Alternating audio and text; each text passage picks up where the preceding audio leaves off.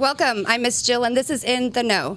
Today is Election Day. Yes, it is. So before we get started, Clarence, do we have an update as far as the mayoral candidates? Well, I just looked before we came on the air. The Mayor Henry is leading Tom Didier about 52% to 48%. So he's in the lead. I think at most recent, Tom Henry was in a lead at about 1,700 votes. So we'll just be watching that as we go through and let you know updated wise. Thank you for that. That's kind of close, isn't this? That's what I said. I was going to say this is his first time running. Didier, yes. This is his first time running. And we're going to actually finish up the show tonight talking a little more about the election. So while we're on for the next 30 minutes, if you have any insight or numbers or see any updates, if you could just put in the comments what you're seeing so we can be updated and we can let everyone know what's going on. Talking about community. First off, I just want to mention a few things that have went on in the past week and are coming up. I want to start with an event that part of our team attended on Saturday. Yes. Can we talk a little bit about that? Was it a bowling event? It was actually a bowl-a-thon, and please forgive me. It's slipping my mind right now what the initials were or what the acronym was. Mm-hmm. But Pastor Mitchell Griffin and his wife, Miss Tina Griffin, they had a bowl-a-thon, and it's a charity that they started. They lost their son about 4 or 5 years ago. So it's a charity that they are, using his name and likeness, and they're just trying to do things for the community and people in the community. And one of the things that they're doing as a result of having that fundraiser is that they're adopting families for Christmas, and I don't know for Thanksgiving, but I know they said Christmas, correct? That'd be Christmas. So we will put that on our website. But it was a good event. It turned out well. It was the first one, and they're going to try to make it an annual event, and they're just looking out for the community, doing things in the community to represent and remember their son by. And to bring families together. Yes. So that's part of the theme. So families. Gotcha. And a fun place to do it in. Mm-hmm. Absolutely. Yeah. So Mr. Ayers, Joseph Ayers, he actually has another event coming up that also part of our team has attended prior. So this is actually the Men Fighting for Health on Wednesday, tomorrow, November 8th, from 5:30 to 7 at the Impact Center.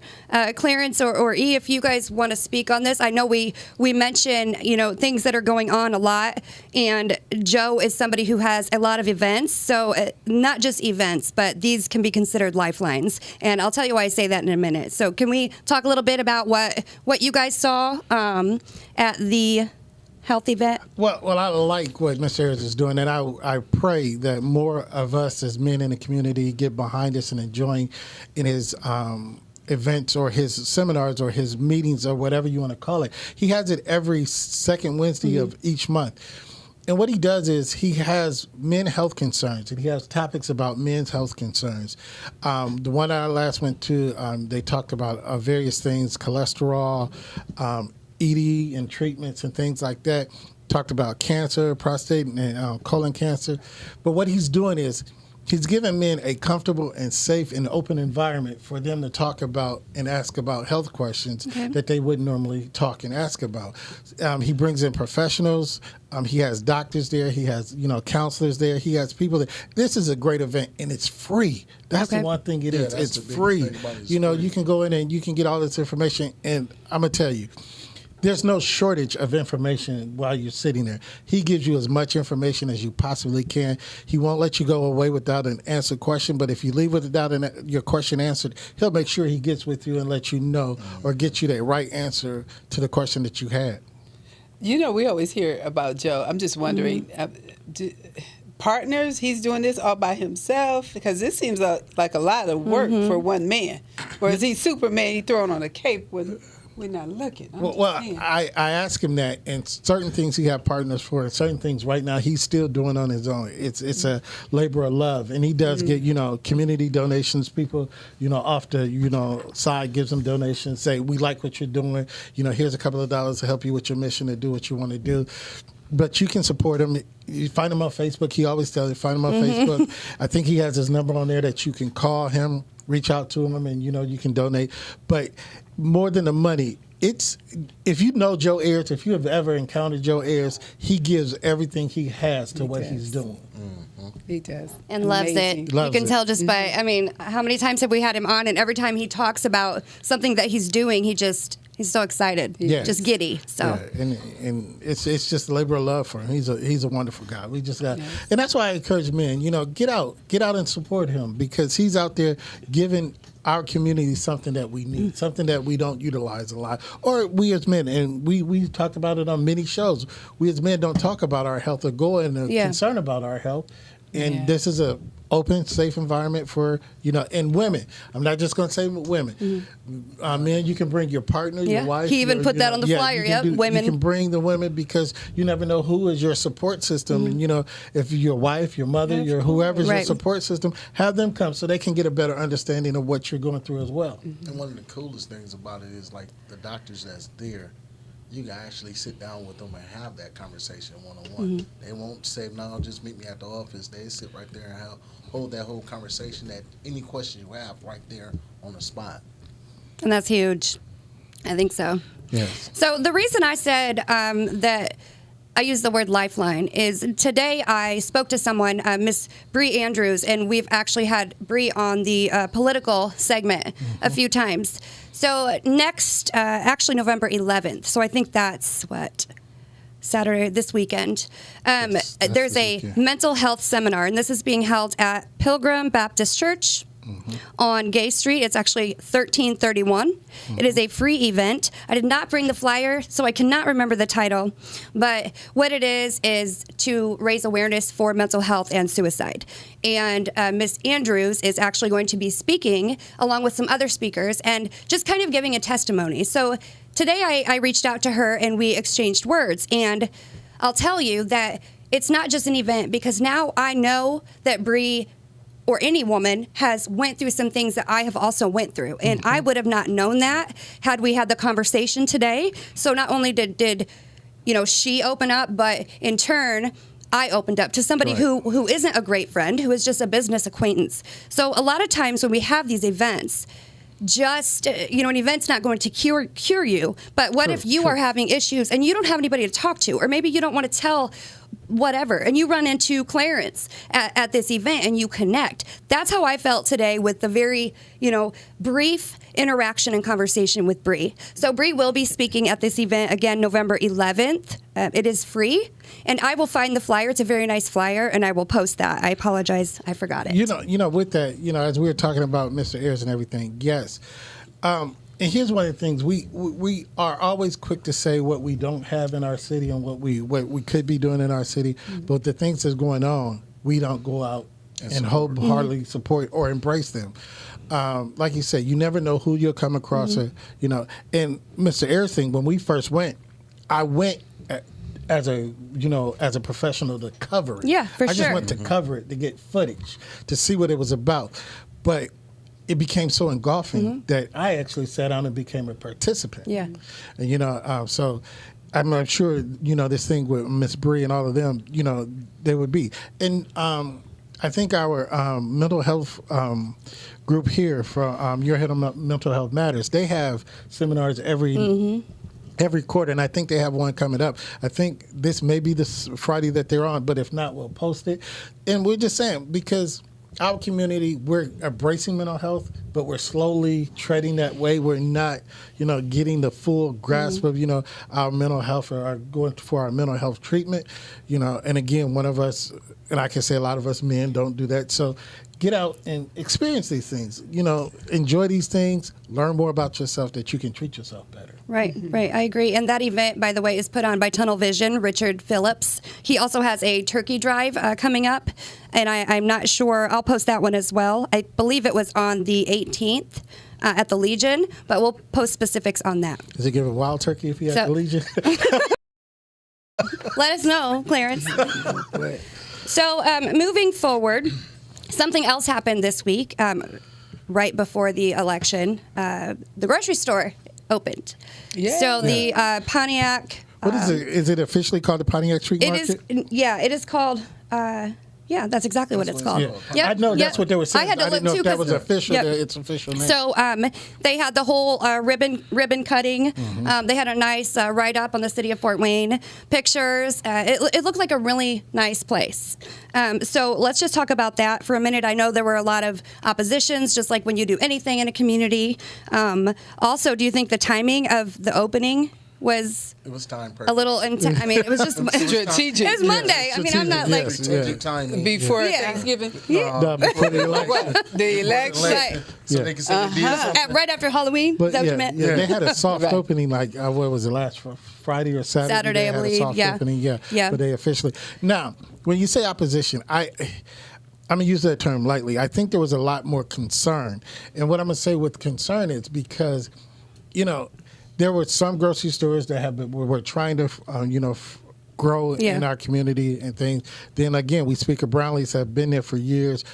So the concern was why not, partner, build, or whatever, because again, it's in our community, but there's not much equity for our community in this, situation. The investments all came from outside of, our community.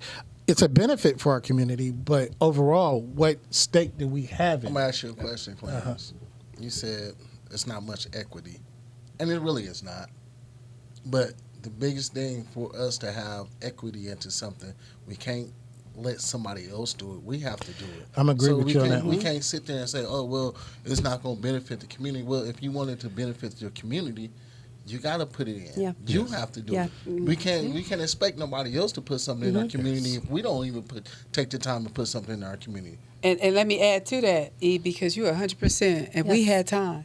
Yes, Yes. we did. Because I don't know the exact number of years that place has been sitting there.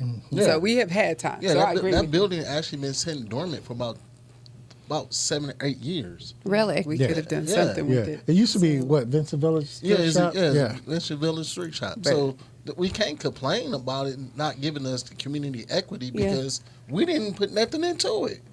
But we complaining already. Yeah. I just What want you y'all to complaining know. So I just heard somebody talking about it today, and I was really happy that they shared their experience. So they said, "Hey, I went in. I felt good walking in. It was awesome. It looked good feeling. This was a positive." They Yeah. said that they had some young people working, and they were training them on how to count money. Back, etc. And one of our people, your cousins, That was random. started complaining that, we're a testing ground, we're a training ground, etc. We got to go through this. Now we got to wait. Right. We waited all this time. Now we got to wait for this. So they were actually upset because they had to wait for this young individual to count the change back, Well, or see, to here's- learn how to count the Here's change the back. crazy part about it. If you get a job, don't you supposed to get trained when you first Yeah, get hired? right, right. That don't even make Right. sense. I right? know, No. and that's I why mean, I'm no saying. matter So- how much you, I can be doing the same job through a different company 100 years, but I moved to another company. I gotta abide by how they do it, You're right. regardless of what. So what you complaining about for a person getting trained, Right. to serve? Yeah. But that same Absolutely. person will go through Wendy's and not say a word to Or the people another that like that's with any new business. Exactly. That's just somebody who wants to complain just to complain. And that's what I was going to say. So if you go and you hear the complainers, just expect it, because Yep. you're going to have the pros and cons, and you're going to have the happy people and the people that's just going in to see, what is this? And so they're obviously looking for something to complain Yep, about. I agree. And I do want to say, and Eve's right, I do want to say that it is looking to be an asset to the community because, in that area, there was no direct line to, people to get food. Fresh vegetables, Fresh et cetera. vegetable. Or, because there was no any mini marts or anything in that area. You There's had a mini mart in there, but it don't. was it? Yeah. Where was it? This one in the Pontiac Mall. Is it? Yeah, it's Okay, a I mini haven't mart been in to the Pontiac Mall in years. But it doesn't. It's not going to serve the purpose. It didn't serve the purpose that this will. Right, Because you go into the spot at Pontiac Mall, you're gonna pay 3 times the cost of what you would normally pay at a regular store. So it don't serve a purpose. It does and it doesn't. Right. Because it's convenient and it's in walking distance. Right. So a lot of people flocked in there. Now you actually have a grocery store that's walking distance, that's convenient, and It's full service. it's full service. Yeah. So Full service, yeah. And let me say, this is what I thought of. So I grew up in a super small town. We had one grocery store. I actually worked there when I was 13. My parents were like, go bag groceries. So that's what I did. And we rang up groceries before the scanner, whatever. Having that there, it was almost like a sense of like you would run into a neighbor. You would run into somebody. Mm-hmm. It was almost like a community Gathering thing. You place. just felt some Yes. type of way. So when I was seeing like the pictures on the article today for the city, for the store, I mean, obviously some of them were staged. We know this, Right. but there were other people who were actually shopping, and you could tell. Like when I saw the pictures, I ignored the grocery store, and I saw like a sense of community because it reminded me. Because when you go to Walmart or like where those who live in that area, I mean, where do they have something like that? They don't. So that's what I saw when I looked Right. at the picture, which is a totally off the wall perspective. No, that's a No, you're beautiful right. perspective. But I'm going to still get my plug. Brownlee's still going to get my business 2-3 times a week. I go to Brownlee's I make it intentional that I go to Brownlee's 2-3 times a week. So, Brownlee's will still get my business. but here's the Along with that store too. Yes. See, here's the You're other not part saying about you're it. not going to support I'm not that saying, store. no, I'm You just saying I'm still going to support adding Brownlee's. Here's the good part about that store. There's other spots on the southeast side of town that could use the same type of store. Right. So instead of letting somebody else come in and do it, There you go, E. Yeah, you're Your right. opportunity. I Blow mean, it up. I'm just saying, instead of somebody else coming outside the community and do it, let's come together as a community and make our own. I Yeah. love it. Yeah, we could even make it a co-op. Right. There we go. There we go. Next project. You said it. You heard it. So, Election Day. Again, we're going to go back to this. So, I found some interesting information before we get an update. So, the history of Fort Wayne mayors, as kept by the city, shows that Henry is one of only 3 mayors to serve 4 terms. William Hosey served 4 non-consecutive terms. And Harry, however you pronounce Harry Balls. Har- That's his name. Okay. That's his name. He I died. remember Harry that. Balls. I know. I'm just saying I remember. I mean, I don't remember him, but that name before. That's his name. So with a 5th term, Henry would stand alone in Fort Wayne history. Really? It was. I thought Moses did more than that. But I No. didn't With know. a 5th thought term, he would Moses stand was, alone yeah. in Fort Wayne history. Wow. So another thing that I found is the candidates have known each other since they were 10 years old. Henry and Diddy? Yes, they've Really? known each other since they were kids. Oh. They've actually There's no way they're the same age. their parents may have went to school together. So there was a really nice write up about them, running against one another since I think the first time was 2003. So anyway, that's just a little that I found. So did you vote today, Clarence? Yes, I did. Yeah. Let's talk a little bit about does the vote even matter at a local level? Yes. Yes, Why that's did- where it matters the most. The There we go. most. Yes. Let's explain. So if somebody doesn't think their vote matters, or I'm not voting today, it's not going to make any difference. What would you say in simple terms? Well, and we had this conversation, I think, when Doc V talked about geopolitical Oh, yeah. landscape and things like that. Again, here's where you can gauge it if it matters to you or not, or you think it matters or not. I use the example. When Obama got elected in Florida, if he won the election in Florida, they looked at the precincts that did not vote in the previous elections, the previous 3 or 4 elections. They did, or they voted under 10%. Now, those when Obama was elected, most of those increased by at least 10 to 20% in voters, registered voters and actual voters. So they started redistricting. They closed districts. They did everything like that. So if it doesn't matter, then they wouldn't redistrict or try to limit the votes. But voting you need to vote at your state and local level. State, because if you put your right senators and representatives in there and they go to Washington, they can make Right. the laws and things change. But if you don't, you leave those there. And a lot of us don't vote for those things. But this election was very interesting to me because, I didn't see many names on the ballots. No, it wasn't. It was. If it was 2 pages, it was not 2 full pages. Right. Right. I was going to say, from a personal perspective, I think that on a local level, you show concern and you're doing your part. You're contributing to whatever's going on in that community. So when it comes to the safety of the community, transportation issues, that's where your voice, that's where you can really show that you care and you're concerned. So when you just sit back on that level, that's not a smart thing to do, because this is actually contributing to the future of what's going to happen. So when it makes it to that next level. And if you didn't, because you got to think about it, there was a referendum on the ballot talking about your property taxes. If you didn't get out and vote, they're talking about increasing property taxes and, giving you a referendum. Now, property taxes have, I think for the last couple of years, they've been capped. I think this is the first time in several years they were able to reevaluate raising them and taking them off the cap because... You know why, don't you? No, tell me why. Downtown? Downtown. Well, yeah. Downtown. But no, in I'm gonna tell you what they said on the ballot. They said it's for the schools. Yeah. They said it's for the schools. They say for the compensation of the schools, like they're looking at raising salaries, doing things for retention, job retention, because apparently Fort Wayne Community Schools is still down several hundred teachers, and they're losing teachers. So it's finding ways for job retention, better salary, better pay, better school systems. This is what it said, and they gave you something to read. So. I read that. Yeah, I'm just saying. So that's what they said. I ain't gonna tell you what they're gonna use it for, but I'm telling you what they said. But but if you didn't vote or you didn't get out, now you can't complain when your property tax increased 3 to 5%.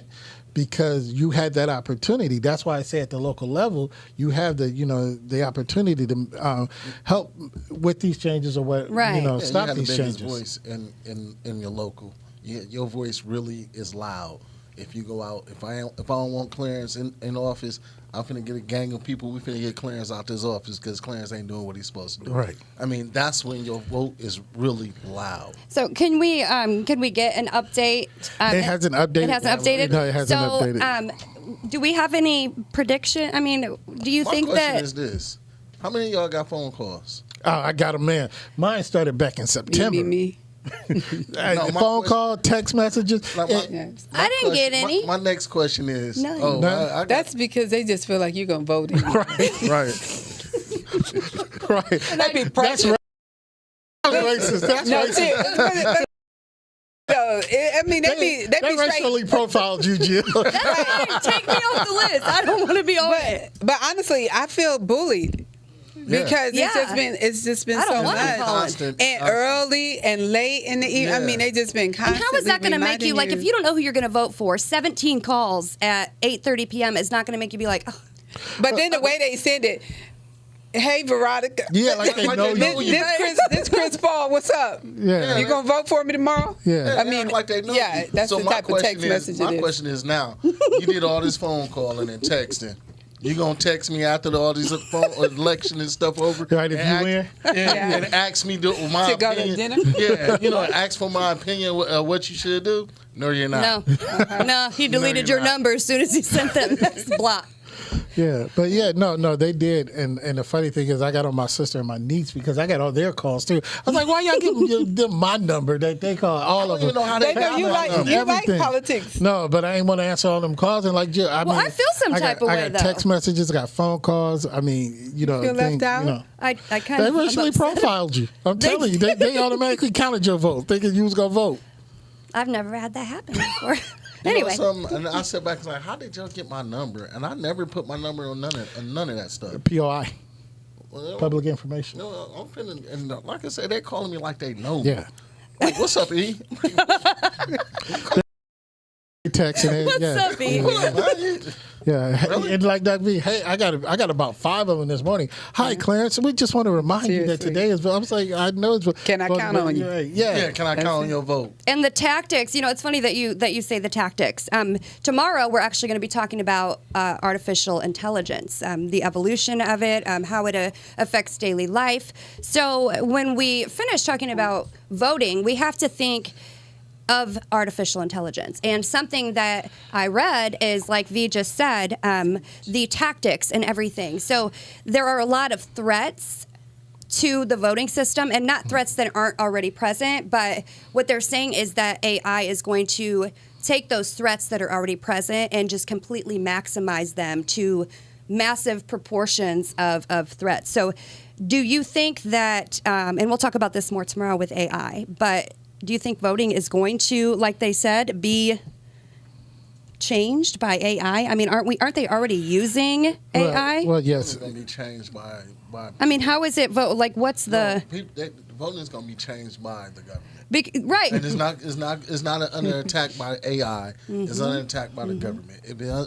reason why it's under attack by the government, because certain people are voting when they don't want them to vote. So let me move this out your way. Let me get this out your way so you won't think about coming over, or you can't walk to the to the ballot. Can't even get there. You can't even get there because I pushed it on the other side of town versus right up the street at so-and-so church where it used to be. Yeah. That's all that is. It's not AI. Yeah, It's the government. Right. And I agree with E on this, because what election was that where they found all those ballots floating in the water in Florida? Well, that's Right.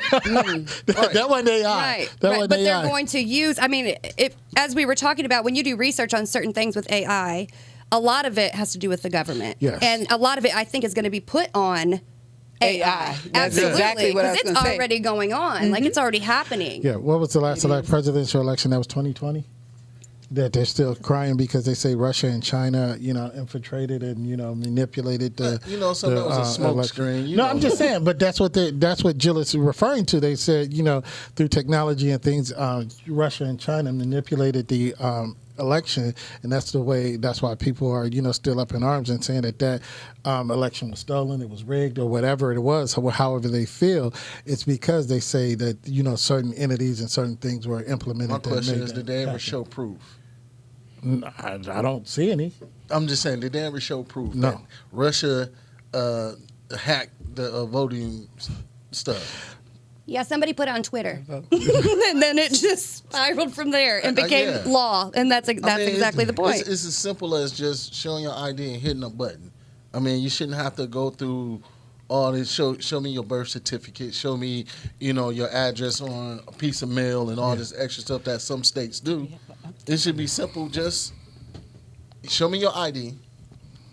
Go in there and vote. Right, exactly. That's funny you mentioned ID, because one of the things I thought was interesting today, I heard them say that you can vote without your ID. So it's like, you can put your vote on layaway. No, I'm just kidding. But How you can can you vote vote without without. ID? They just said you can vote without it, and you could send it in something later. They scanned your vaccine chip, probably. That's why you didn't need your identification. Right. Put So your vote on hold. I think Your we're ballot. checking to see if there was an update. But my question is, No, it's not. no, when do we know at the local level, like when will the results be in to where they'll say this is what it is? Well, as we're looking at it, it's really a close race by percentage wise, but number wise, it's a little gap in there. But I think we'll know around midnight, because the process is they count. It's not like a presidential election where they have to wait for different states and Right. everything. And this is local. It's not even a state thing. So all precincts close at the same time. So they are counting them at the same time. So, but you got to understand all the votes that they're counting, from the electronic votes to the absentee ballots to, the mail-in ballots, so they're trying to count all of that as well as try to update at the same time. So with that being said, if it's a landslide, I think whoever the one is at the lesser, their party normally asks them to concede at a reasonable time. Like it's 9 o'clock. If it was a landslide, I think about 9, 10 o'clock, they would be making a concession speech. But being this close, I'm saying we'll probably know midnight, or they'll just wait until the morning to make sure that they got as many votes as counted and make sure that everything that goes. So we'll just have to know. But if we get off of here and there's a concession speech, we know what happened. Do you think we're going to have the same mayor tomorrow? It looks like it. Yeah. It looks like it. Because you didn't vote. I didn't get a phone call telling me to vote like you guys did. You mean bullying you to vote? You I just know, didn't I vote know. Bully because called. Oh, Feel anyway. some type of way. Can I call the police? 919. I got all their numbers. 919. And I can show you all You their. really just caught that? I feel they harassed me. I didn't know what that. Okay. Well, I just went over here and did it. You were all the way. She tried to catch up and figure out what you just said. Is he I heard even the speaking 919, and I was like, did he mean 911? And then it just kind of went away from there. So we do ask that you join us tomorrow to talk more in depth about AI. there's a lot to talk about, a lot to it, from science fiction stuff, Jetsons, to real life. So that's what we're going to be talking about tomorrow. Your voice is a reflection of your soul. May you allow it to always speak volumes. As we exit, we want to remind you to always protect your mind.